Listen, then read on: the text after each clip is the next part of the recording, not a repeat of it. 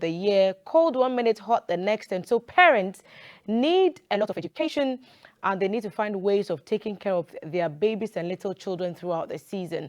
We figured you would need that help, so we've invited our favorite pediatrician, Dr. Hilda Mantebia Boy from the Kolebu Teaching Hospital, to help us understand how we can take care of babies.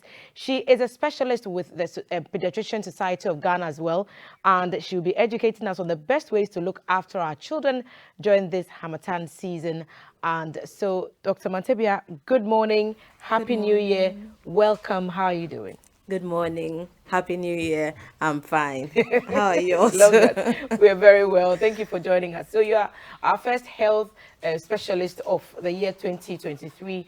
We are glad to have you. We barely wrapped our heads around taking care of ourselves as grown people during the Harmattan. But we cannot leave the children out of that conversation because they are the more vulnerable people and they can't do much to help themselves. What's the starting point for dealing with a little baby during this season? Permit me to just reminisce a bit. It just brings back memories of my time in Abri Girls. Okay. I remember it was You have around your this bathing time, strategies. Share with because us. it was very cold during the Hamatan, and so in the morning when you are going to bath for the first like 5-10 minutes, you are sort of worshipping the water because the way it is cold. No, you don't even want to go near, but you know that you have to You bath have to. within a certain time and get out of the bathhouse. We are all sort of saddled with that now. If you Yes. don't have a heater or you don't use warm water to bath. But back to the children. Now we know that it's quite cold, especially in the mornings, and then in the afternoons it gets like quite hot. And so we need to be mindful of a number of things. The clothing that we wear or we put on for our kids or we choose for our kids to wear, hydration, the water, and then the skin. So for the skin, putting on adequate moisturizer so that your skin doesn't get dry and crack. So cracked heels is a big thing. Babies have such delicate skin. What should we use? For babies, we have baby pomade or pomade that is sort of specifically tailored to the needs of babies. But aside that, you could use the shea butter, which is abundant here in Ghana, also made in Ghana.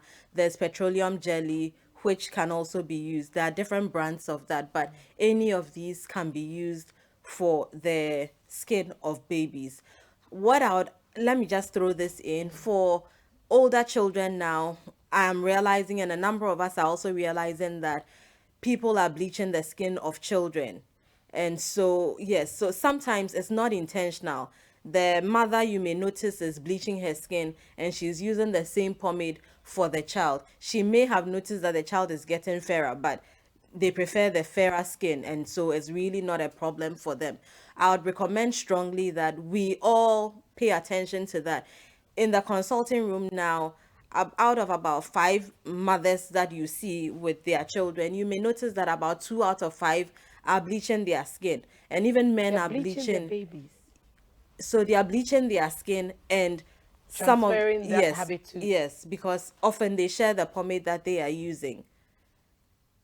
I'm a bit lost because there are child specific and child appropriate body creams that, like you've said. Yes. So how do you use the pomade that an adult uses on a child? Their skin may not even be developed enough for that level of moisturizing that the adults may require. But yes, so a call in the right direction. Don't bleach the children. Doc, we are talking about clothing, even the right types of clothing. If these children are leaving home, now they're on vacation, some people will be resuming very shortly. If if they are leaving home, is it best to put them in lighter clothing or heavier clothing? Because the weather sort of just changes its mind during the day. For the clothing, something that will be comfortable for the child, and then you can pick on and add on. So in the mornings it's very cold. If you put on something that is really thick in the afternoon, the child may start getting very warm or very hot. So you could just something that the child will be comfortable in for the morning, and if they need to top up, they can wear a jacket or a blazer or anything, a cardigan over what they have, but just something that will be comfortable for them to wear.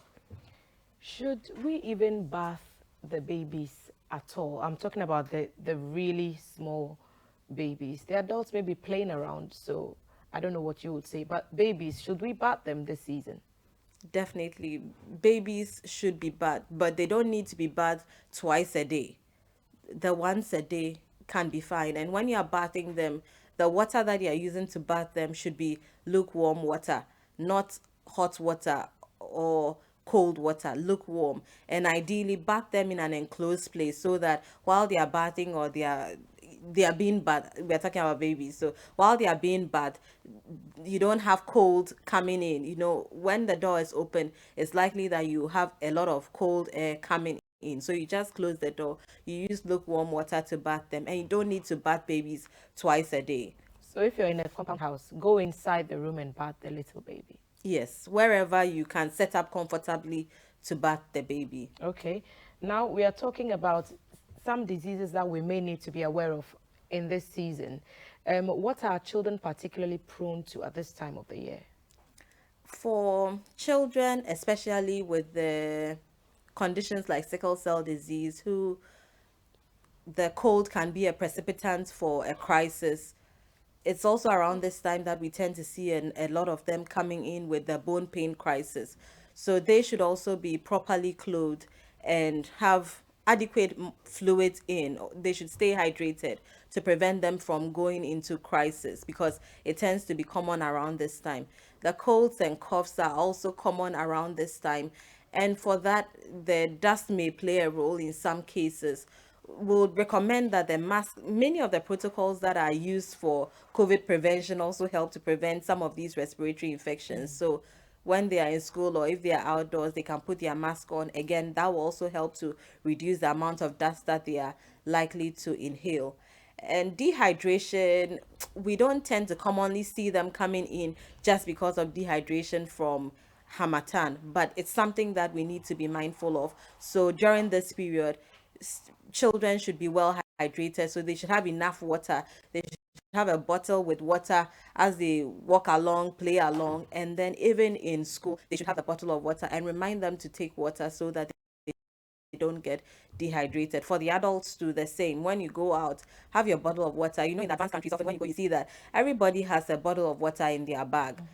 An actual water bottle, not just Not just the, like bottled water. yeah. They have a bottle of water that they use through the day. So we could also add that to our habits or practices for the year, Right. and have water on us all the time.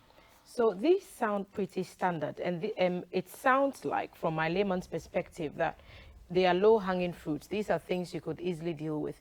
But when does any of these, or when do any of these conditions require medical attention? Of course, if you're sickle cell, then you know that whatever it is, you need to see your specialist. But coughs and colds, dehydration, what's the warning signal that should send you to the doctor? So for dehydration, there are various like categories. But if you have a child who probably has like vomiting, diarrhea in addition, and has, like, you see that the child has sunken eyes or is looking weak, you need to rush the child to hospital.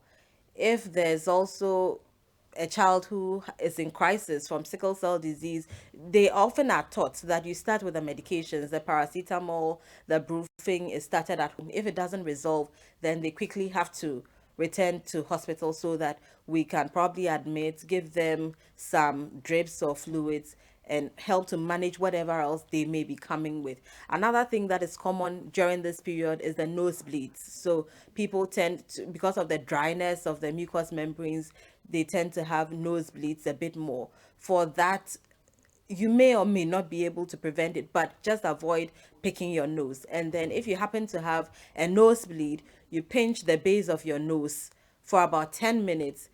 Yes, here. So there's a bone If you here. wear glasses, you need to take that off Yes. and pinch from the top like this. Okay, so not the whole bottom. So around, so there's Where a the bone bone here. is. Yes, under the bridge of the nose. So around here, the soft part before the, yes, just right. So you bend forward a bit, and then you hold it, you breathe through your mouth, because then you are blocking the nose. So you pinch it for about 10 minutes. If you have a bowl or a towel or something that you're holding, which can hold the blood Bleed. when it comes, and then you breathe through your mouth, hopefully it should stop. If it doesn't stop, you can repeat for about 10 minutes cycles for about 30 minutes. If it doesn't stop, then for that too, you have to rush to hospital. It's not too common, but children get nosebleeds from time to time and they are brought into hospital for Right. this. Let's announce our WhatsApp number once again, 05555610034. We are here with Dr. Mantibia Boy talking about dealing with Harmattan, and when it comes to children, what's the best care options for you. So send your questions across to us. Our social media pages, GTV Ghana, across all platforms. WhatsApp number again, 05555610034. Send the questions to us now.